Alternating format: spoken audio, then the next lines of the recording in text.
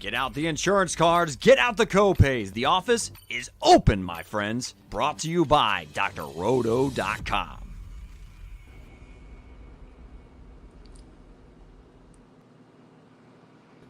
It's time once again for everybody to come aboard that Green Screens Media train, recording live from somewhere. This is One and Done, your fast break for everything college hoops. Going the NBA route tonight, though. Got a special guest on tonight. My name is Jay Heinrich, the conductor of the aforementioned Green Screens train. You can follow me on Twitter at Dr. William Cannon. I haven't been as chirpy about my Astros lately. They've been not doing as good. I'll take the heat on that one. I probably overcooked them, but that's okay. With me tonight, it's a two-man box, but not one that we're used to seeing. It is the Baron of Bread of Green Screens Media, Eric the Blue. You can follow that man. Find him in those Twitter streets at FantasyNav. He is Eric Romoff. What's up, man? What's happening? Hey, what's going on? We are a couple days away from the NBA draft coming to pass. So all of these guys that we have loved to cover in the college ranks, as well as a few more from the G League and from the international pool, are now seeing their hard work come to pass. So excited to be able to get together and cover this draft in detail and talk about where these guys might land and how they'll fit. Absolutely, no doubt about it. And, of course, Eric, we've got our special guest for the evening. Before we get there, though, make sure you like and subscribe. Leave us a comment. Let us know what you think about some of these NBA draft picks, some of these questions that we're going to ask along the way. We do want to hear from you. But, Eric, our special guest tonight of Ball is Life, with maybe a little bit something in the works coming, maybe a little bit something. You know him on Twitter at Zach Noble, ZAKNOBLE. Mr. Zach Noble, what's happening, man? How are you? What's up, guys? Happy to be here. Excited for this week. It's always a heated week. There's always rumors, and it just gets better every year, it seems. But I'm excited to be able to talk more on shows. It's been a little bit of a lull for me lately, so excited to be here. Yeah, man, absolutely. Thanks for taking the time on this close to the draft. Eric and I were talking off camera about we're spending a lot of time thinking about the top of this draft, but there's some things sprinkled throughout this draft that we're going to see unfold that are pretty interesting. I wanted to ask you first, start us off before we really dive in. Start us off with that 35,000-foot view of this draft and sort of let us know what your thoughts are on the overall strength of this draft class. Yeah, no sinking submarines yet. We're going to stay in the clouds for now. But with that said, I truly believe there are gems here and there. I just think it's going to be an all-time draft because of an all-time prospect. It's a really tiered draft for me. It's really defined, and guys that can be swapped within those tiers, obviously. That's why they're tiers. But for me, what separates this draft from other drafts is your focus on a skill set. Other drafts, it's very raw talent throughout where you're just hoping you're developing ceiling or whatnot. I think you're drafting for an actual positional skill set with this one and deep in the draft. Not really willing to say it's deep on one position or the other. I'd probably lean towards point guard and two guard a little bit, if any, but overall, I'd say you're drafting for a skill set. Yeah, I think there are a lot of bright minds who have a similar point of view on this class overall. Obviously, with a player like Victor Wembanyama up top, is going to be of note and, will be tracked for years and years to come. But, with that, there are certainly a multitude of guys that can play a very particular role for a variety of teams in the association. So want to start with Victor Wembanyama himself, the presumed first overall pick, the consensus first overall pick, heading to the Spurs as soon as this Thursday night. So I want to get your thoughts on maybe his fit overall. And are you alongside everyone else in the camp that he's a generational talent, or can you make some sort of argument against him as the consensus 101? Oh, I'm just the guy you wanted here. I'm coming here to tear down Victor Wembanyama. No, I wish I could be that guy. I wish I was ready to do that tonight, but no, I'm going to keep it straight, keep it boring. And he is, I'd say, the best prospect since LeBron. I've always been a wing guy since basically, I don't know, Duncan, KD, or KG left the league. And even KG and Dirk basically started the versatility trend and making it more of a wing heavy league and versus the post. So ever since then, I've been on the wing game, and the taller the player, the more versatile he can be, the better he gets. And now we're getting it all in one at 7'6". The difference is, I mean, Jokic is thick. The best player in the league right now is very thick. That's going to be the challenge of him going against him, but he should be able to get past him, maybe a little bit quicker and shoot over him. But that's where I see the physicality. And I mean, the taller you get, the more injury prone you are. It seems to be a thing as well. And that's just gravity. I mean, let's be honest. So the guy likes to jump too. It's not like he's Jokic and he's going to be flat footed. So that's a thing, but it's not going to deter anybody to even consider not taking this pick. So it's just like as big of a no-brainer as I've ever seen. I was firmly on Luka. I was firmly on, I don't know, Zion. I mean, generational guys like that. But I would say, I mean, LeBron was the only guy that probably compares to this much of a gap between 1 and 2 and generationally sound, I guess. Man, last year you came on this show when everybody thought Banchero was going 3, and you told us he was going to go 1. And this year we've just got to rock with Wembanyama. He's the best. He's the great. I mean, but it is what it is, right? Like there's no getting around it. You mentioned the tiers and stuff that this draft is really in, and he's in a tier all by himself. And hopefully for the league's sake, he's that way for a long time because he is that sort of generational talent. It seems. Zach Noble of Baller's Life hanging out with us tonight on One and Done, talking NBA draft.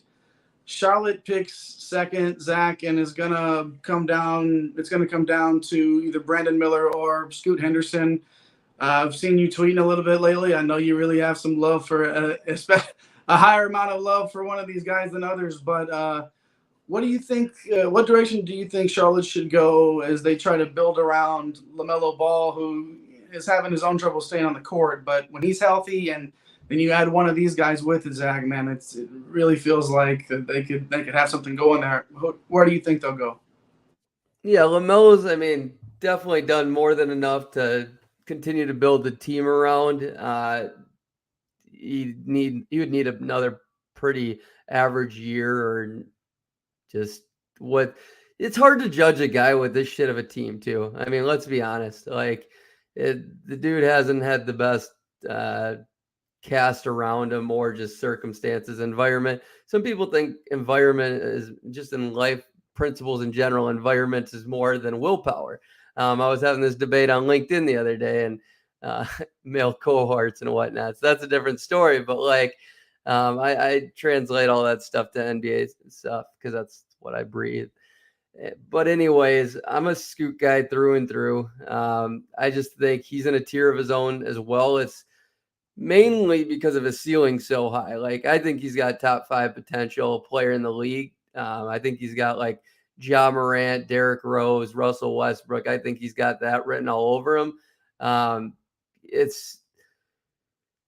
think he's got the mentality, really. I mean, I'm a big drafter when it comes to mentality. Like I'll give guys big edges for that alone. And that's what I like about the top of this draft board too, outside of Brandon Miller. I mean, Brandon Miller probably has one of the lower mentalities in my opinion. I mean, he's a smart player, I'd say. I just don't think he's got the perseverance, resilience. I mean, just a grinder out there. I think he will definitely fault and be an emotional roller coaster at times, like he showed in the tournament a little bit. But he was also a young guy dealing with issues, so I'm not going to like fully judge him on that as well. But Scoot's ceiling, I mean, you could say their floors are relatively even, but I just think his ceiling's incredibly high. Where Brandon Miller, I mean, his ceiling, I'd probably put at like top 15 in the league, top 20 in the league, which is still really high and good to have. But I'd say he'd be lucky if he got to like a Paul George type level. And I'm not ready to go there. I've seen people say that, but he's very talented. He's got a well-rounded game, and he's pretty polished coming in, which Scoot, I'm not going to say is polished whatsoever. So Jay teed it up perfectly that you have been banging the drum for Scoot on Twitter. I am looking at a tweet that says Chet is greater than Brandon Miller and Scoot is greater than Chet. So I kind of want to put this to the test, right? Obviously, Scoot isn't making it to the number 1 overall pick on this year's board, but last year, if Scoot is on the board, is he your number 1 overall pick, or are you sticking with Banchero like you called last season? God, you're gonna do that to me. Okay, I'd still go Banchero just because, I mean, size wise and overall game. Like, I definitely think there's a huge gap between Paulo and Brandon, but that's, I mean, bias is shining through with. We've seen a year of Paulo in the league too. Looking back on it, I mean, I personally compare Brandon Miller, I was going to say a little more to Jabari than anything. But like, sure.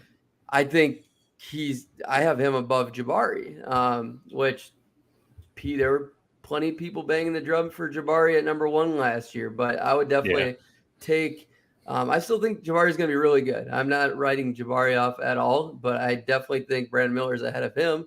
And I think my feelings on him right now compared to Jabari last year, I think mentality they're close too. Like, on that side of things, it's just, I like Brandon Miller's handle a lot better, but the handle doesn't matter as much if you can't finish around the rim. Brandon Miller is such a poor finisher around the rim. It's scary. Like, that matters to me, especially at that size. And I mean, Scoot, that's one of his things, but I believe in Scoot's shot. I believe in his ball handling and just playmaking, everything on offensive end.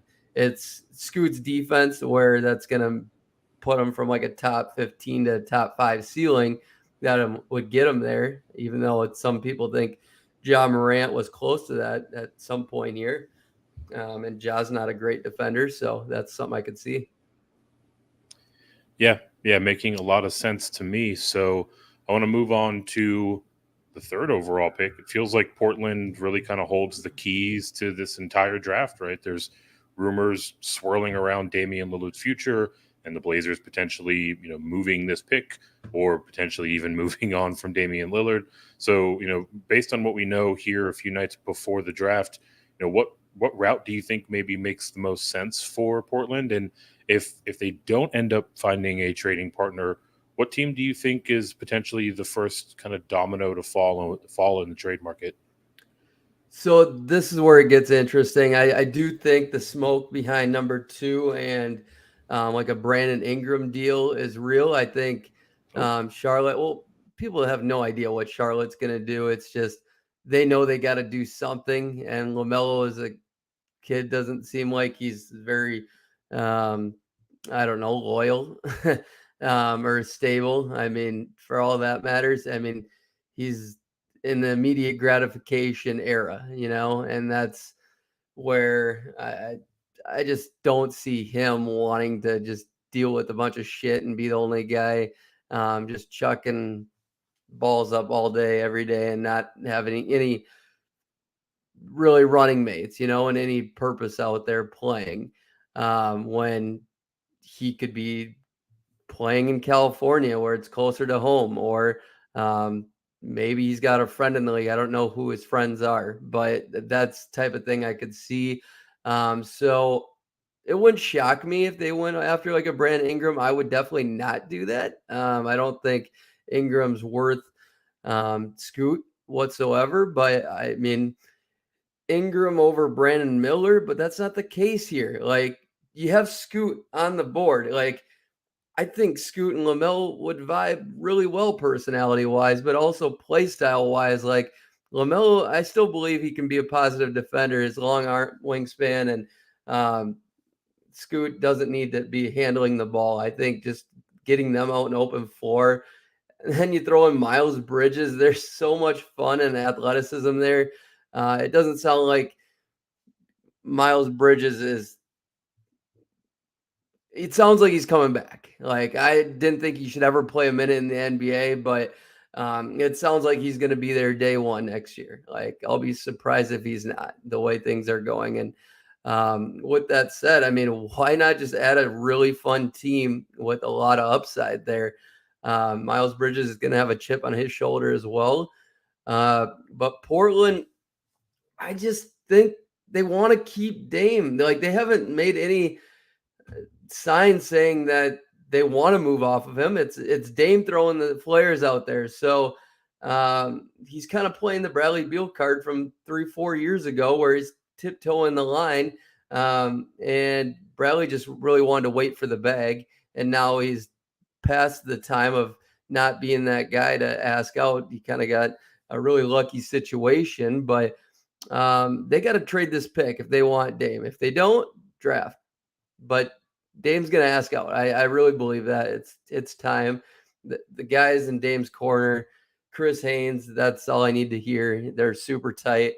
Zion, I think, would be worth it. Like, why not? Like, he's got the ceiling, got the upside. They have some wing defenders in Nasir Little, Shaden Sharp, super athletic. Like, we're talking about two really bouncy teams here in Charlotte and Portland. If they get like a Zion or they get Scoot, like, this could be really fun just from a watching perspective. But like, ceiling, they need more than Dame and Zion. Let's be honest. I mean, if they have to give up Anthony Simons, that's going to matter. Shaden Sharp, like, they got pieces. They still need a little more there, but Zion would help. Man, I could just envision LaMelo with Scoot and everything else around there, just 13 assists a game or something outlandish like that. Like, just leading, and like not even looking back, like easily getting 13 assists a game.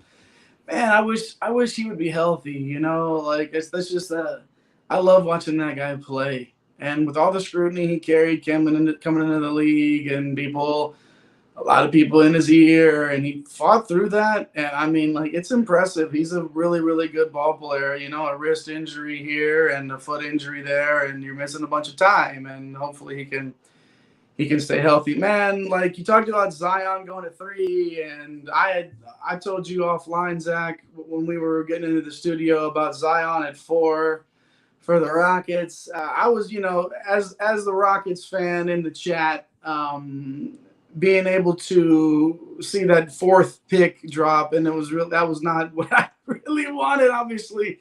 But Detroit didn't have good luck either. You know, and both Detroit and Houston are picking outside the top 3, despite having 2 of the worst records in the league, right? Neither team. Detroit hasn't been to the playoffs since 2019. Houston since 2020. So we talked about the 3 guys that'll probably be off the board there, right? So at 4 and 5, there's still some really talented, and this may be a next tier for you, maybe, if you wanted to go into that a little bit, but like Cam Whitmore, Anthony Black, Jarris Walker, Amen Thompson, like that to me is like the next tier or so that we're looking at. So for Detroit and Houston, what do you think makes sense for those teams there? So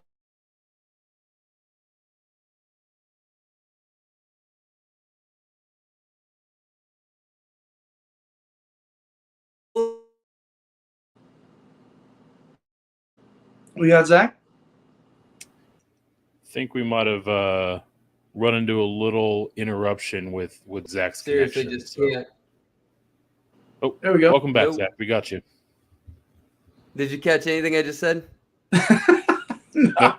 We missed all of Okay, that gold so- analysis off the top. Of those guys you mentioned, like, I'm surprisingly low on Anthony Black. I'm probably as low on Anthony Black as you'll see. I just think he's too, like, average to good versus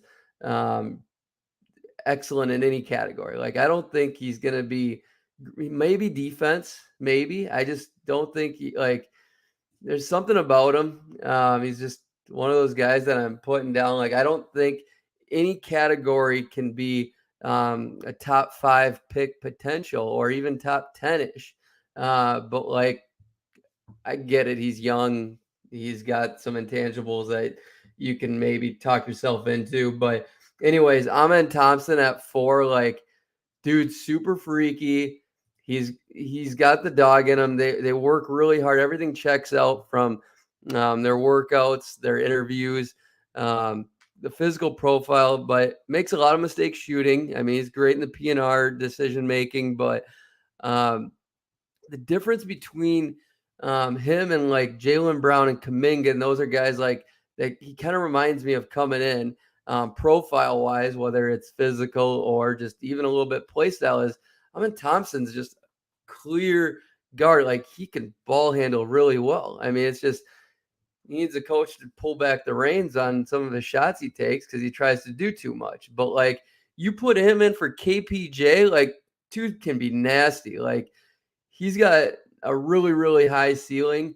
He's exactly what the Rockets need, in my opinion, if they can, get Amen, Jalen, Jabari, Sengun, and you need one more in there. Oh, Tari Eason. That team fucks. I freaking love that squad. Yeah. Like, I've been higher on Houston though in general than most. Like, they fit so perfectly outside of KPJ. But Amen Thompson, two-way player. It's weird because I kind of just want to put the first 4 players all in their own tier, like, and it just fits so perfectly. And then you can throw Cam Whitmore next to Amen. I'm okay with that. It's just Cam Whitmore can't pass. Like, dude doesn't know how to pass. Like, that matters.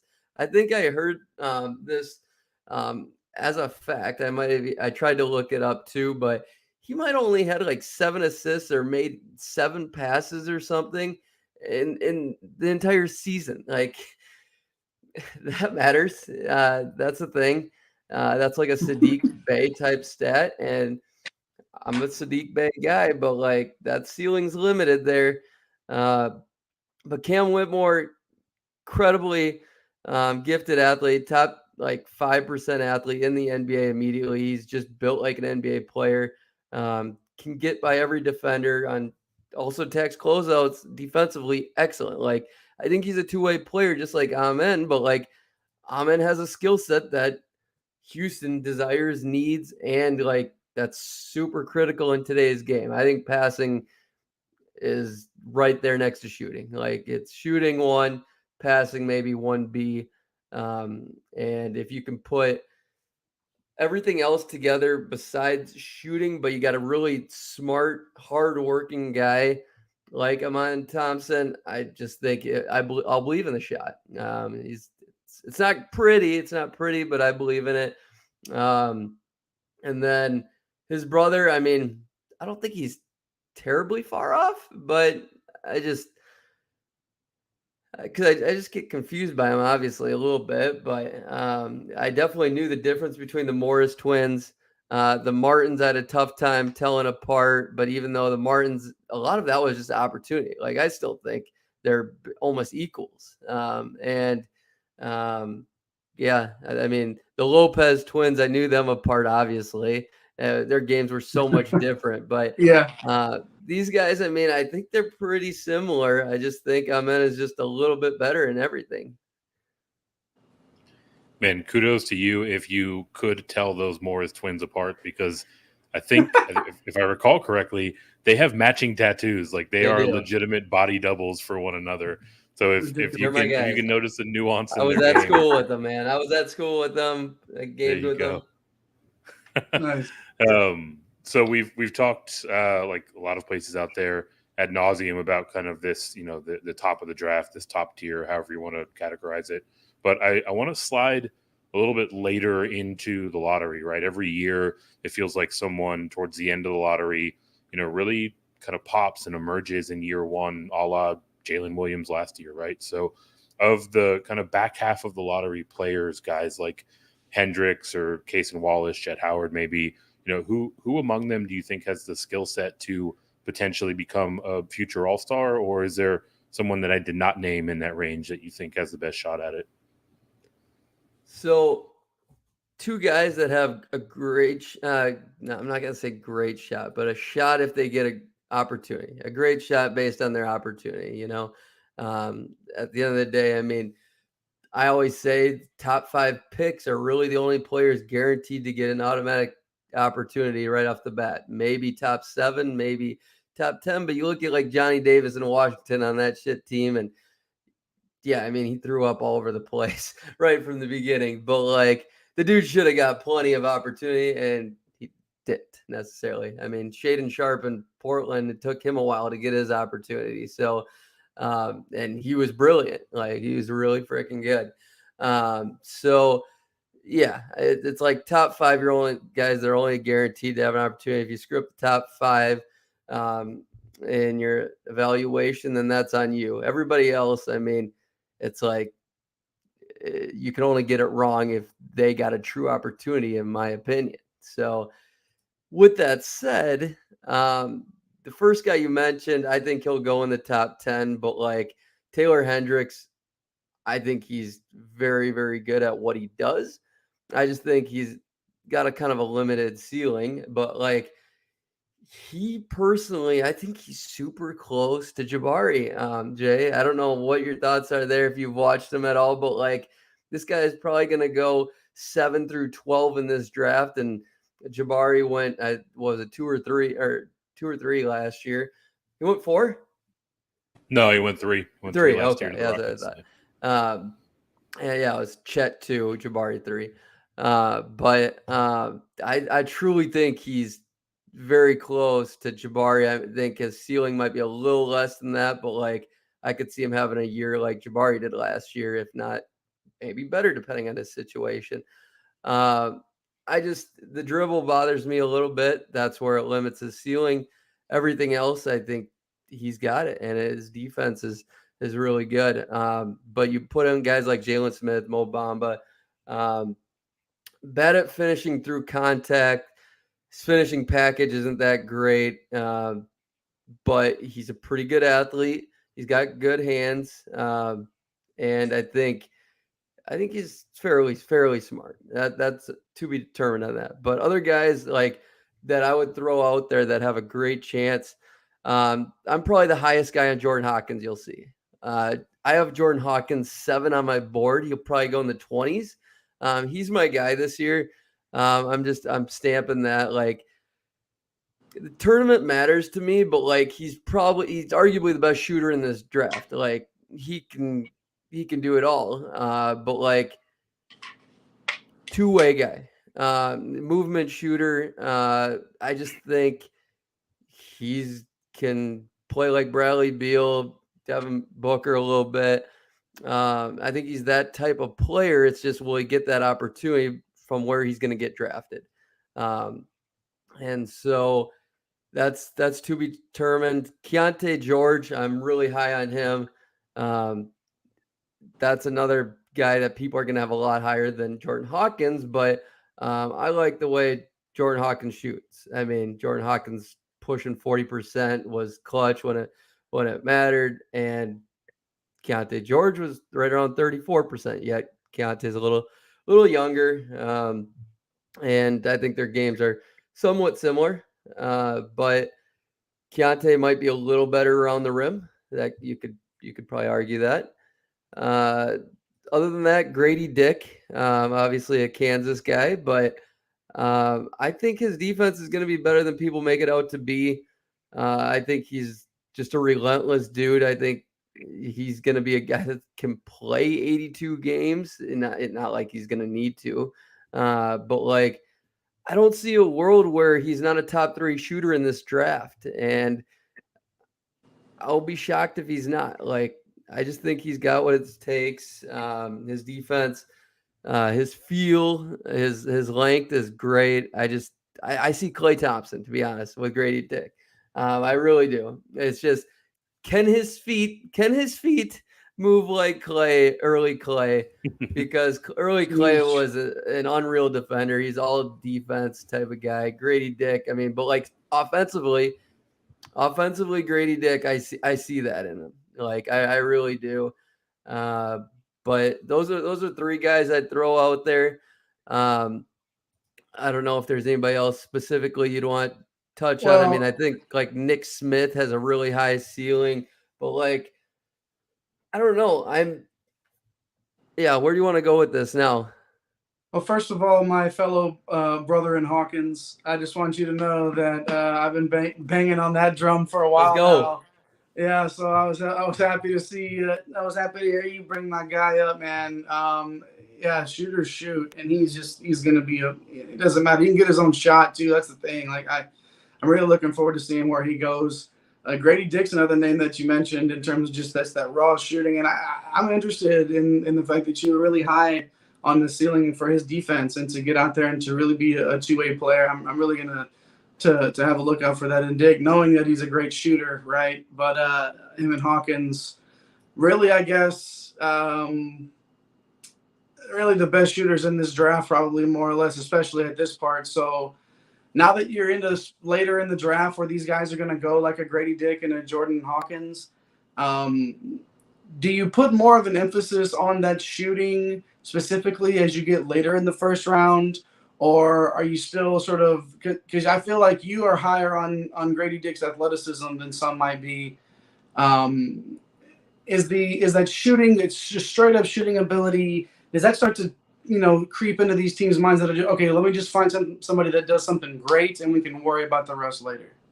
Yeah, I just think his shooting's so elite, and it's like he's 6'8", and he's just a super smart player. But his finishing is actually not that bad. Like he can put pressure on the rim. I mean, he shot 58% at the rim. That's not bad. I mean, that's solid. But like, good transition player. Like he'll get out there. I mean, he'll run hard. I mean, he can finish. But like passing wise, I mean, he's jump passer. Like he can make the passes. It's just he'll take the shot, even though the shot's going to go in a lot of times. It's just at the NBA level.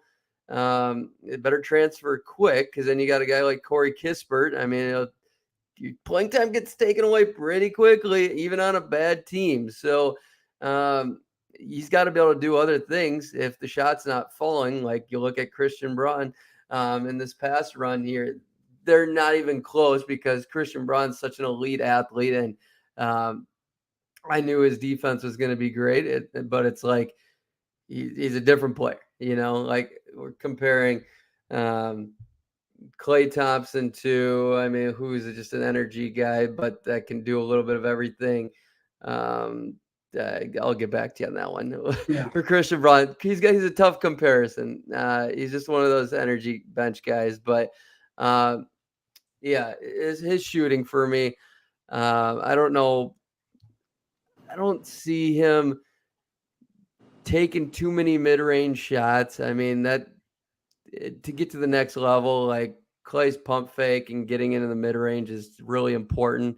But I mean, like I said, like Grady can attack the basket. I mean, he could guard in college. It's just how good of his feet, how quick are his feet going to be? I mean, look, I'm not going to come out and float a Grady Dick to Klay Thompson comp, but what I will say is, over the course of the season, you look back to the early part of last year, and Grady Dick was a borderline liability on the defensive side, and game in and game out, continued to work on it, and he improved to a point where he was, average to above average defensively, right? So if he makes similar gains between his first season in Kansas and his first season in the NBA, I mean, there's always a role for a 3-and-D player in today's NBA. So will definitely be a fun one to watch. To close us out here with Zach Noble of Ball is Life.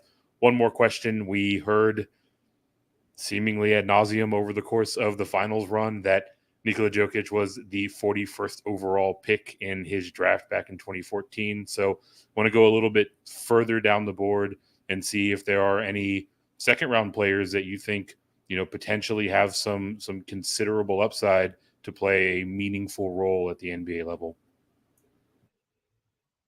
Yeah. So who would I want to throw out there. I mean, Chris Murray, I think he'll go late in the first round, so that's not going to really answer your question. I mean, I like a guy like Ricky Council.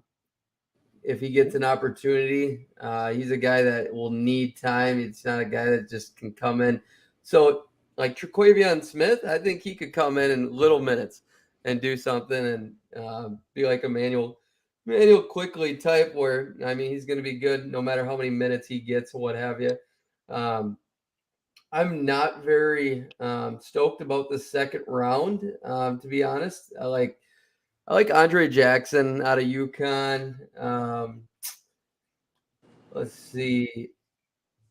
Dude, Marcus Sasser will Andre probably Jackson is somebody that if I'm drafting at the top of the second round and Andre Jackson falls into my lap, I'm thrilled at that point, to be honest. Yeah. Like I just feel like that he does so much well. And again, like there's somebody that immediately can go in and play minutes. That's somebody that is if he does somehow fall into the second round, which he probably will, and one of those teams at the top is going to get a really solid player, and their draft is going to be even better for him, man. I just wanted to say that because I really like his game a lot, and I think he's going to really help a team out pretty much instantly. Mm-hmm. I'm not so sure. Like I want to put my name on Emily Bates, but like Adama Sanogo, I mean, the dude could be a thing. Like you look at Udoka Azubuike, like he was good when he got the minutes. I mean, rebounding super important. I think just from like a big body energizer. Call me crazy though. Like I prefer guys that are polished. Like in the second round, like even though I have him as a first round talent, but like a guy like Jalen Wilson from Kansas, like I think he's freaking good. Like, and I think he's going to be a good shot maker in the league. It's just, is anybody going to give him a shot? Like, he's a two-way player coming in. He's a tough comp because of his side, and he's not that quick. But I mean, there's slow guys that can get buckets and do well. Like, look at David Roddy. I mean, completely different. Jalen Wilson can score on all levels, but look at David Roddy making the impact in Memphis. I'm having a tough time with a Jalen Wilson comp, but truly he can play. I mean, 1 through 4, and if you got a small 5 out there, he'll help on him. He's not afraid. He's a big moment guy and what have you. But guys like that is what I look for in the second round. To be honest, I'd rather draft for a really high upside first round, and then just miss late first round, and then go with somebody polished in the second round. But him, Marcus Sasser, like Max Amos. I think he declared, right? Asmus. I think he should be in the league. Amos is he's over at Texas now. Oh, okay, shoot. All right. But yeah, Jaime Jaquez, like those are the type of guys I'm looking for. Well, Jaquez too. You know, I've heard whispers of Jaquez sneaking into the first round, and you could have taken my house if you would have told me that last year, because we really Jaquez was in our top 20 leading into last season, really high on him. Polish. But I mean, like he really elevated his stock, and you don't always see someone that old do that. But you hit on somebody that Eric and I and Mike have been chatting about offline, and that's Tre'Quavion Smith. Like he's built for now. Mm-hmm. Like he's built to play the NBA game. And if he does end up slipping down to the second round again, that's somebody that I feel like is going to be able to just instantly pop in and play an NBA style, man. Adama Sanogo, we saw him out in the West Regional, like a walking double-double. Like, you know, it's just a matter of getting him in the right spot, right? So you see a lot of these college players that they put up these gaudy stat lines, and, you know, you watch a lot of ball, Zach, that game just doesn't quite translate to the NBA style. And those are a couple of just double-double guys in Tre'Quavion Smith and Adama Sanogo that I feel like is going to do a team really proud with that pick. NBA draft special tonight on One and Done, of course. Mr. Zach Noble at Zach Noble on Twitter. He is, of course, of ballislife.com. You can follow Ball is Life at Ball is Life. You got in when the getting was good there. Didn't have to pay anybody off for that handle, did you, Zach? You got in and you were good on that from the start. No, I get props on that, but it's what happens when you change your name as a young pup, and I got lucky there. Very nice, man. Eric, anything to close out before we head out, man? Yeah, just want to say thank you again, Zach, for swinging through back-to-back years. You made quite the impression last year when you were, by my account, the first person to call Paolo Banchero going to the Magic, and you have lived up to those standards with another awesome set of analysis here on this year's preview. So make sure you are following Zach at Zach Noble on Twitter. Check out all of his work over at Ball is Life. Zach, we really appreciate it, and we appreciate everyone here that is part of the Green Screens Media universe. Show Zach some love, hit that like button, show him some more love, drop a comment in there and let him know what you think about his takes. Let us know if you have any questions. We'll certainly get back to you with those over the course of the coming days. And make sure you stay locked here on Green Screens Media, as it is the one and only and best way to get this bread. Thanks for stopping by the office. Get your fantasy prescription by subscribing to the channel and checking out drrodo.com. And until the next visit, be well and take care.